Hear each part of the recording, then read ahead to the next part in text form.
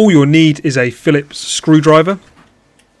Firstly, turn off and eliminate all power to your washing machine.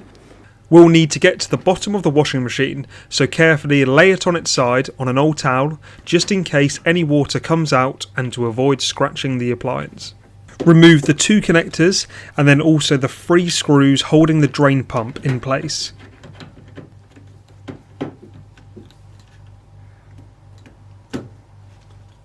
With your new drain pump and making sure the black seal is on, attach it back to the washing machine filter housing.